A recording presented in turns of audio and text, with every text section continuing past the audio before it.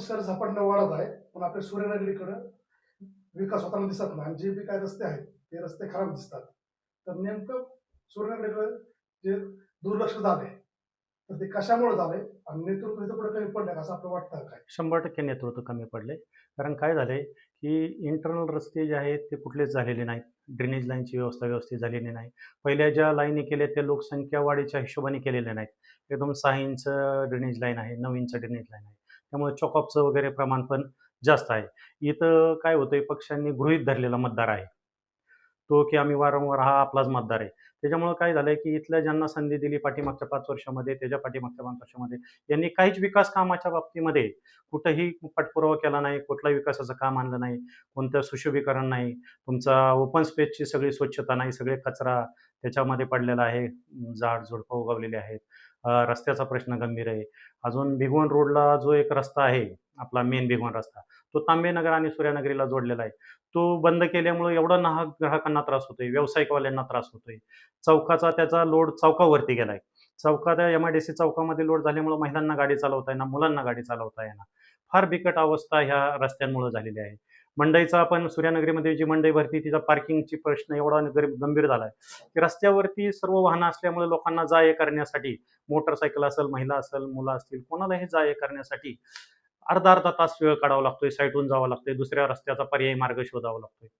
त्या मंडईतले जे विक्रेते आहेत किंवा जिथं येणारे लोक आहेत त्यांच्यासाठी शौचालयाची व्यवस्था नाही. आणि ती शौचालयाची व्यवस्था नसल्यामुळं काय झालंय, की अचानक एखाद्याचा काही अडचण आली तर त्या परिसरामध्ये दुर्गंधी चालू होती. कचरा तिथंच पडलेला असतो आणि जे फळभाज्या आहेत त्याचा पण कचरा तिथंच पडलेला असतो. त्यामुळं त्या परिसरामध्ये फार मोठी दुर्गंधी निर्माण झालेली आहे. जवळच्या प्रभागातील सूर्यनगरीसाठी तुमच्याकडे विकासाचा रोडमॅप किंवा हो. विजन काय असणार आहे? माझं पहिलं विजन आहे, की आपण जो लेआउट आहे, त्या लेआउटनुसारचे जे रस्ते आहेत, त्यांची अतिक्रमण असेल, त्यानुसार आता रस्ते डेव्हलप करावे लागतील आपल्याला. पहिली गोष्ट ड्रेनेज लाईन हा लोकसंख्या वाढीच्या दृष्टिकोनातून ड्रेनेज लाईनचा आपल्याला आराखडा तयार करावा लागणार. जे कुठं-कुठं रस्ते ब्लॉकेज केलेत, त्याच्यावरती आपल्याला पर्यायी मार्ग शोधणं गरजेचं आहे. आणि दुसरी गोष्ट आहे, की जो आमचा तांबेनगर महिला सोसायटी आहे, तिथं ओपन स्पेस आहे, त्याच्यामध्ये गार्डनचा प्रश्न आहे. काही ठिकाणी सूर्यनगरी पण आता मंदिराचा प्रश्न आहे, की बाबा कुठंच भावनिकतेला एखादा आपण घरातून एखादा विद्यार्थी निघाला तर आपण काय म्हणतो एखादं दर्शन घेऊन जाईल किंवा आपण एक सकाळी उठल्यानंतर देवाच्या असं कुठेही एक मंदिर नाही. ओपन स्पेस वयोवृद्ध लोकांना किंवा मुलांना बसायसाठी ओपन स्पेस डेव्हलप केलेले नाहीत, कुठं बाग-बगीचे नाहीत किंवा ट्रॅक नाही फिरण्यासाठी. त्यामुळे ती एक फार मोठी समस्या आपल्या इथं आहे. आपण त्याच्यामध्ये सर्वात प्राधान्यक्रम या सर्व गोष्टींना अगोदर देणार आहे. आता निवडणुकीनंतर आपल्या 100 दिवसात जर तुम्ही निवडून आले, तर नेमकी 3 कामं कोणती असणार आहेत, की त्याला तुम्ही प्राधान्य देऊन ते 3 कामं तुम्ही नागरिकांसाठी करून घेणार आहात? माझी सर्वात प्राधान्यक्रम काय आहे, की ड्रेनेज लाईनचा सर्वात मोठा विषय, गंभीर विषय आहे, तो आहे. हे अंतर्गत रस्ते फार गंभीर आहे. दिसायला हा फक्त मेन रस्ते मोठे आहेत. अंतर्गत रस्त्यांची फार दुरवस्था झालेली आहे. तो एक आहे आणि तिसरा माझा आहे म्हणजे मंडईमधील पार्किंगची व्यवस्था, शौचालयाची व्यवस्था आणि आपला भिगवण रस्ता जो बंद केला आहे, त्याच्या पर्यायी व्यवस्था काही करणे, ही माझं प्राधान्यक्रम राहणार आहे. आता तुम्ही सध्या राजकीय परिस्थितीत तुम्ही शरद पवार यांच्या नेतृत्वाखालील पक्षाकडून निवडणूक लढवत हो. आहात. मतदारांना आकर्षित करण्यासाठी काय नेमके मुद्दे काय असणार आहेत? आता मुख्य प्रश्न काय असणार आहेत आता तुमचे? मुख्य प्रश्न म्हणजे साहेबांनी बारामतीमध्ये उभा केलेली एम-आय-डी-सी आहे. साहेबांनी बारामतीमध्ये सुरुवातीपासून जो केलेला विकास आहे, मोठमोठ्या कंपन्या आणलेल्या तो आहे आणि हे साहेबांच्या बरोबर आपण त्या ह्याच्यानुसार बाकीचे रस्ते असतील, जोड रस्ते असतील, औद्योगिक एम-आय-डी-सीचा प्रश्न असेल, या सर्व साहेबांनी केलेल्या योजनेवरती आम्ही त्या लोकांपर्यंत जातोय, लोकांपर्यंत पोहोचवतोय आणि त्याच धर्तीवरती आपण पुढील विकास करणार आहे, असं आपण मांडतोय लोकांच्या.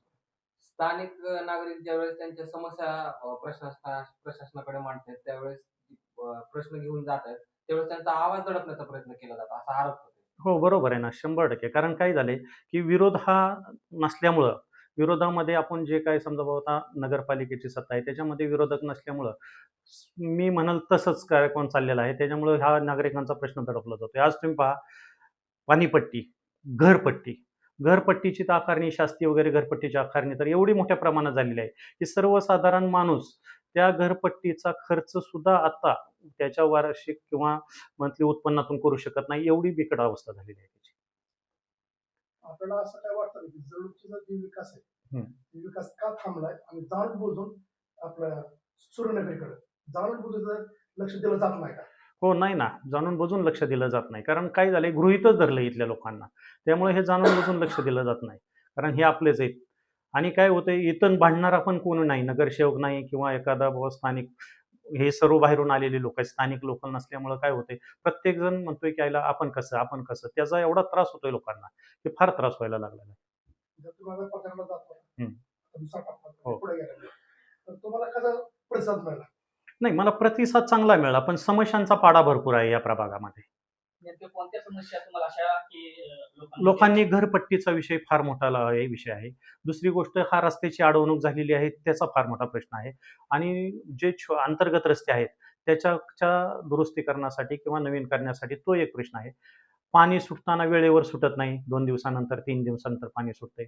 कचरा गाडी 3 दिवसानंतर येते. या समस्यांना आम्हाला आता फार तोंड द्यावं लागलं जातं. या समस्येबरोबर वाहतूक कोंडीची देखील मोठी समस्या समोर येते. हो, 100%. त्याबद्दल काय म्हणजे काय नियोजन असणार आहे? मग आपण आताच म्हटलं ना किंवा पर्यायी म्हणजे रस्ता बंद करणं, इकडून तिकडून प्रवाह जाणारा मार्गाचा रस्ता बंद करणं हा पर्याय होऊ शकत नाही. त्याच्यासाठी वेगळा पर्याय करणं म्हणजे थोडक्यात आपण काय म्हणतो की एखादा अ, अंतर्गत रस्ता म्हणजे खालून भुयारी गटार योजनेसारखा रस्ता, भुयारी सारखा रस्ता किंवा उड्डाणपुलासारखा रस्ता किंवा आपण सिग्नल सारखा पर्याय असा एक पर्याय काही करू शकतो. पण तो बंद केल्यामुळं काय झालंय त्याचा ताण या पुढील चौकावरती होऊन आजूबाजूच्या परिसरामध्ये मध्ये होऊन त्रास होतोय त्वचा लोकांना.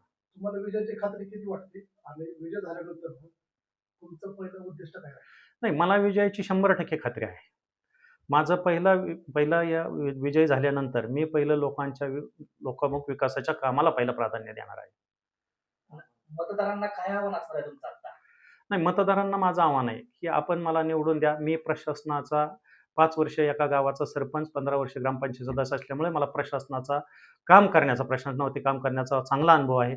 त्या अनुभवाचा मी फायदा करून आपल्या सर्व लोकांच्या सुख-सुविधा ज्या काय असतील त्याच्यावरती मी पूर्ण लक्ष ठेवून काम करेन. आता एकंदरीत थांबलेल्या प्रचारामुळं मतदारांशी संवादात अंतर निर्माण झाले का? काय वाटतं तुम्हाला?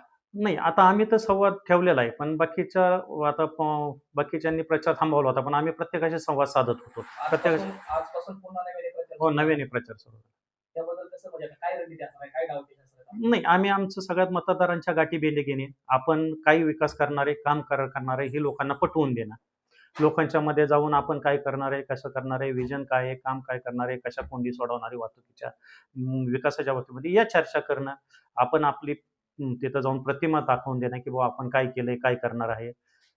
आपल्या प्रभागात मध्ये फिरण्यासाठी आता युवा नेते रवींद्र पवार हो. यांना आपण आमंत्रण करणार का? हो, करणार आहे ना. योगेंद्रदादा पवारांना करणार आहे. आम्ही शर्मिलाताई वहिनींना करणार आहे. श्रीनिवास बापूंना करणार आहे. आम्ही सुप्रियाताई सुळेंना पण यामध्ये करणार आहे. कारण हा झालेला त्यांना आता इथं विकसित झालेला नसल्यामुळं हा प्रभाग पण आम्हाला त्यांना एकदा दाखवायचा आहे, की बाबा इथं एवढे दिवस असून सुद्धा सूर्यानगरी, तांबेनगर महिला सोसायटी या प्रभागामध्ये अजिबातही विकासाची कामं झालेली नाहीत.